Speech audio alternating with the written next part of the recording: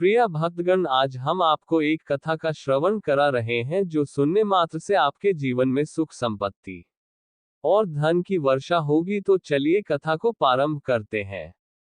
भगवान शिव माता पार्वती से कहते हैं कि पृथ्वी लोक पर प्रत्येक व्यक्ति को कुछ हासिल करने के लिए पूरी ईमानदारी एक लक्ष्य में झोंक देना चाहिए, और जो ज्यादा सोचते हैं उनको तो विशेष रूप से ध्यान देना चाहिए। फिर माता पार्वती कहती हैं, हे देवों के देव महादेव, पृथ्वी लोक पर प्रत्येक मानव अपना जीवन कर्म तो करता है, फिर कुछ पाने के लिए अलग से क्यों करना पड़े। फिर भगवान शिव कहते हैं, हे दिन, आपको एक कहानी के माध्यम से बताने जा रहा हूं। कृपया आप इसे ध्यान से सुने।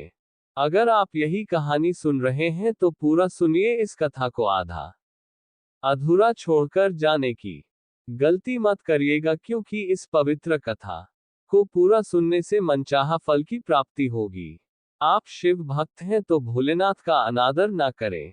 अपने पूरे जी भगवान में विश्वास करने वालों के लिए, जो व्यक्ति भगवान शिव पर विश्वास करते हैं, तो ये वीडियो को पूरा देखें, तभी आपको भगवान शिव की कृपा होगी और आपके सारे दुख संकट दूर होंगे। दिल खुशी से मचल जाता है जब महादेव का सोमवार आता है। हर हर महादेव। भटक भटक के मैं जग हारा, संकट में दिया ना किसी ने साथ। सुलझ गई हर एक समस्या, महादेव ने जब पकड़ा हाथ। जय भोलेनाथ। ना पूछो मुझसे मेरी पहचान, मैं तो भस्मधारी हूँ, भस्म से होता जिनका श्रृंगार, मैं उस भोले बाबा का पुजारी हूँ। हर हर महादेव। दुनिया की हर मोहब्बत मैंने स्वार्थ से भरी पाई है, प्यार की खुशबू मैंने सिर्फ मेरे महादेव के चरणों में ही पाई है। जय महाकाल। जो समय की चाल है, अपने भक्तों की ढाल है, जो पल में बदल दे सृष्टि को, वो ही तो महाकाल है। हर हर महादेव। हाथ से दिया गया दान और मुख से लिया गया महादेव का नाम कभी व्यर्थ नहीं जाता। विस्मयादिबोधक चिन्ह, विस्मयादिबोधक चिन्ह, विस्मयादिबोधक चिन्ह। भले ही मूर्ति बनकर बैठा है, पर मेरे साथ खड़ा है। जब भी संकट आए मुझ पर, मेरा महाकाल मेरे साथ खड़ा है। विस्मयादिबोधक चिन्ह, विस्मयादिबोधक चिन्ह, विस्मयादिबोधक चिन्ह। गले में सांप की माला, आसन में शेर की खाल, तीनों लोग थर थर कांपे जब तांडव करे महाकाल। चिलम के धुएं में हम खोते चले गए, बाबा होश में थे, हम मदहोश होते चले गए। जाने क्या बात है महादेव के नाम में, ना चाहते हुए भी उनके होते चले गए। जिंदगी ने बहुत कोशिश की है मुझे रुलाने की, मगर डमरू वाले ने जिम्मेदारी उठा रखी है मुझे हंसाने की। जिंदगी जब महाकाल पे फिदा हो जाता है, सारी मुश्किलें अपने आप जीवन से जुदा हो जाता है। एक बार भगवान शिव और मां पार्वती हरिद्वार में भ्रमण कर रहे थे। मां पार्वती ने देखा कि सहस्त्रों मनुष्य मां गंगा में स्नान कर हर हर गंगे कहते हुए चले आ रहे थे, लेकिन सभी मनुष्य अभी भी पाप परायण लग रहे थे। मां पार्वती भगवान शिव से पूछती है कि प्रभु, क्या अब गंगा समर्थ नहीं रही? प्रभु ने पूछा, पार्वती, तुमने ऐसा सवाल क्यों किया?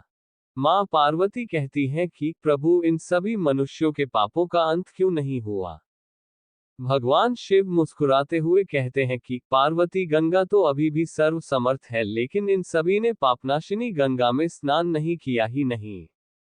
मां पार्वती विस्मित होकर बोली, प्रभु, अभी तो गंगा में स्नान कर इन लोगों के शरीर भी नहीं सूखे, और आप कह रहे हैं कि इन्होंने पापनाशिनी गंगा में स्नान नहीं किया।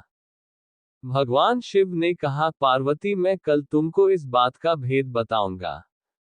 अगले दिन प्रातः बारिश होने लगी और सभी रास्ते पानी और कीचड़ से भर गए। भगवान शिव एक वृद्ध का रूप बनाकर एक गड्ढे में ऐसे बैठ गए कि मानो वह इसमें गिर गए हैं, और उनसे वृद्धावस्था के कारण निकला भी नहीं जा रहा। उन्होंने मां पार्वती को समझाया दिया कि तुम गंगा स्नान कर आते सभी मनुष्यों को सुनाकर कहना कि मेरा पति इस गड्ढे में गिर गया है। मेरे पति सर्वथा निष्पाप आत्मा है, और कोई निष्पाप पुण्यात्मा है उनको बाहर निकल सकती है।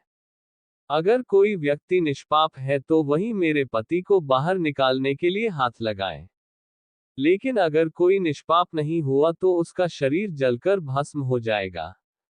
मां पार्वती अब गड्ढे के पास बैठ गई और सभी को सुनाकर कहने लगी, हर कोई सुंदर स्त्री को प्रलाप करते हुए देखकर रुक जाता। एक सुंदर स्त्री को वेदना में देख हर कोई उनकी मदद के लिए तैयार हो जाता। लेकिन जैसे ही वह वृद्ध वेशधारी भगवान शिव को बाहर निकालने के लिए हाथ बढ़ाने लगते, माता पार्वती तुरंत उन्हें टोक देती। वह कहती, मेरे पति सर्वथा निष्पाप आत्मा है और कोई निष्पाप पुण्यात्मा है उनको बाहर निकल सकती है। अगर तुम निष्पाप हो तो मेरे पति को बाहर निकालने के लिए हाथ बढ़ाना। मैं तुम्हें पहले ही चेतावनी दे देती हूं कि अगर तुम निष्पाप नहीं हुए तो तुम्हारा शरीर जलकर भस्म हो जाएगा। इतना सुनते ही हाथ आगे बढ़ाने वाले हाथ पीछे कर लेते, क्योंकि उनको लगता था कि हमने जीवन में कभी ना कभी तो पाप किया ही होगा। दूसरे उनके मन में आता है, इस बुढ़े के लिए क्यों अपनी जान जोखिम में डालने।